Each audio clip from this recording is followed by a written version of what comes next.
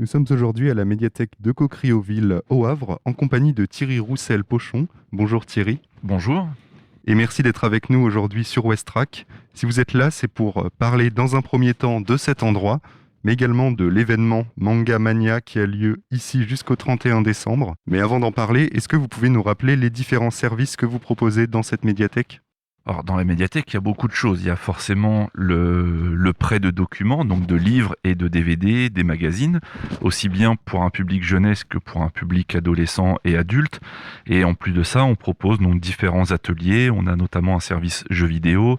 On propose aussi des ateliers qui peuvent très bien tourner autour des arts plastiques, des lectures d'histoire, des petits spectacles musicaux aussi. Tout ça pour la jeunesse, et après pour les adultes on a aussi tout un volet d'initiation numérique à comment utiliser les ordinateurs, les smartphones, toutes ces choses-là pour tenter de réduire un peu la fracture numérique. Et donc cette activité jeux vidéo, je pense qu'elle pourrait en intéresser plus d'un. Est-ce que vous pouvez nous en dire un peu plus dessus ? Oui, on a un service jeux vidéo qui a ouvert en 2013, donc le premier service jeux vidéo dans les bibliothèques de la ville du Havre. Et actuellement, donc on tourne sur 3 consoles essentiellement. On a une Switch, une Xbox One et une PS4. On a également une PS4 Pro qui est sortie de temps en temps quand on fait des tournois, par exemple, ou des découvertes de jeux qui sont assez contemplatifs ou collaboratifs, et on joue sur grand écran. Et on a également un casque PSVR où tous les mois on fait justement ce qu'on appelle les bancs d'essai. On va faire découvrir un jeu VR à tester, donc partie de session de 5 minutes. Ça peut partir du mini-jeu assez simple comme un jeu un peu plus long, comme par exemple revêtir l'armure d'Iron Man et voler. Donc voilà, on est dans le casque et on découvre toutes ces choses-là. Ensuite, vous avez mentionné également un atelier art plastique. Oui.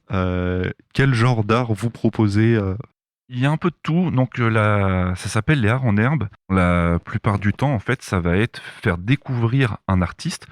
Donc un artiste peintre pour la plupart du temps, mais apparemment ça peut même être du dessin, ça peut être des choses comme sur de la sculpture par exemple.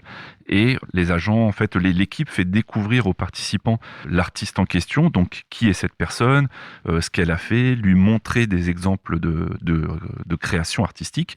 Et ensuite, ça va être essayer de refaire à la façon d'eux.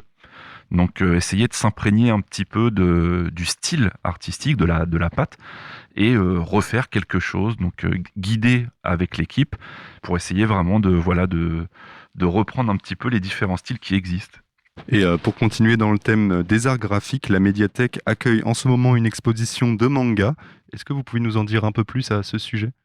Oui, l'exposition en fait a commencé au début du mois de décembre et donc comme vous l'avez dit, présente jusqu'au 31.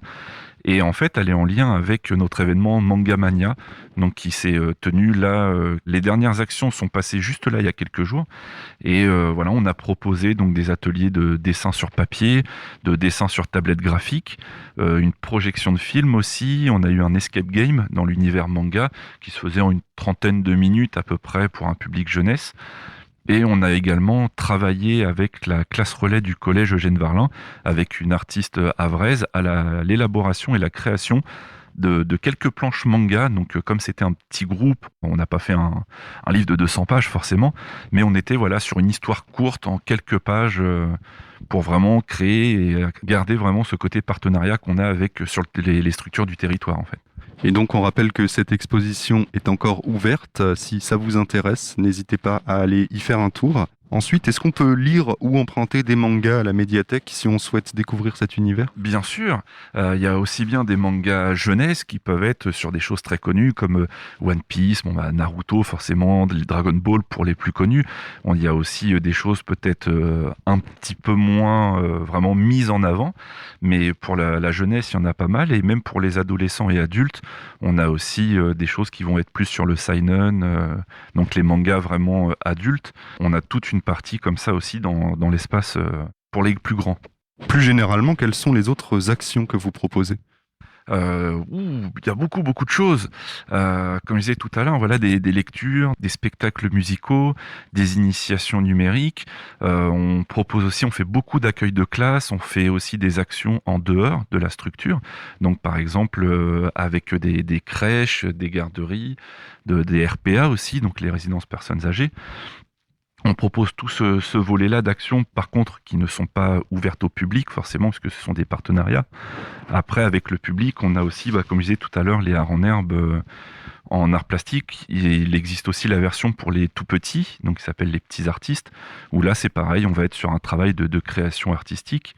Et on va avoir aussi par moment, là, actuellement, forcément, c'est en pause, mais on a aussi un service de jeux de société qui sont ouverts 2 fois la semaine pendant 1 heure pour proposer des choses que par moment, c'est surtout les jeunes qui viennent, qui ne connaissent peut-être pas forcément certains jeux de société, ils sont habitués peut-être à 2-3 jeux, et on va leur faire découvrir des nouvelles choses.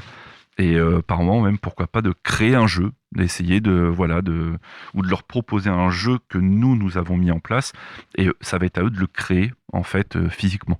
Et pour finir, on rappelle que la médiathèque se situe dans le quartier de Cocrioville, au 40 rue Jules Vallès. Merci beaucoup Thierry pour toutes ces informations et peut-être à bientôt sur Westrack. Et très bientôt, merci.